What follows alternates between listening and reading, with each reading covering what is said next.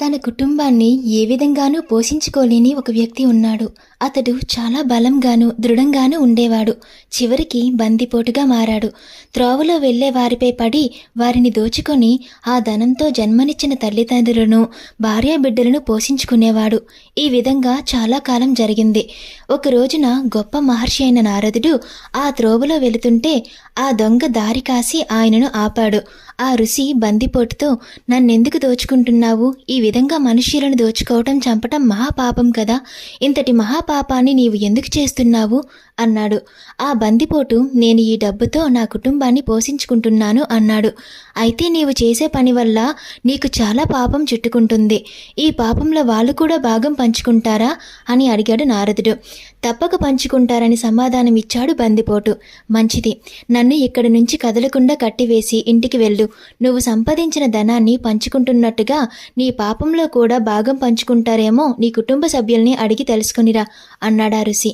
ఆ బందిపోటు తన తండ్రి దగ్గరికి వెళ్ళి, నాన్న, నేను మిమ్మల్ని ఏ విధంగానో పోషిస్తున్నానో తెలుసా అని అడిగాడు.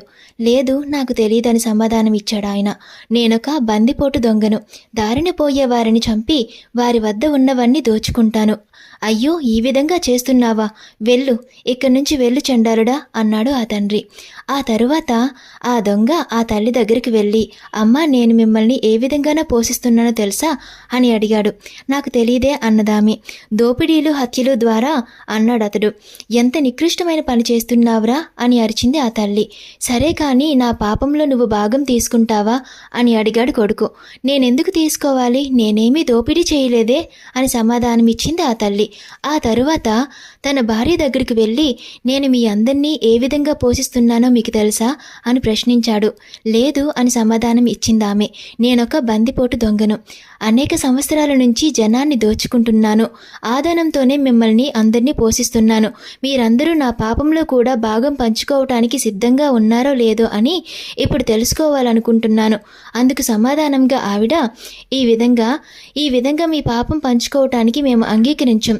మీరు నా భర్త, అందుచేత మమ్మల్ని పోషించవలసిన బాధ్యత మీ మీద ఉంది అని అంది. బందిపోటు కళ్ళు తెరుచుకున్నాయి. ఈ ప్రపంచం యొక్క రీతి ఈ విధంగా ఉంటుంది. ఎవరి కోసమైతే ఈ దోపిడీలు చేస్తున్నానో అటువంటి అత్యంత సన్నిహితులైన బంధువులు కూడా నా పాపంలో భాగం పంచుకోవటానికి ఇష్టపడక నన్నే తిరస్కరిస్తున్నారు అనుకున్నాడు.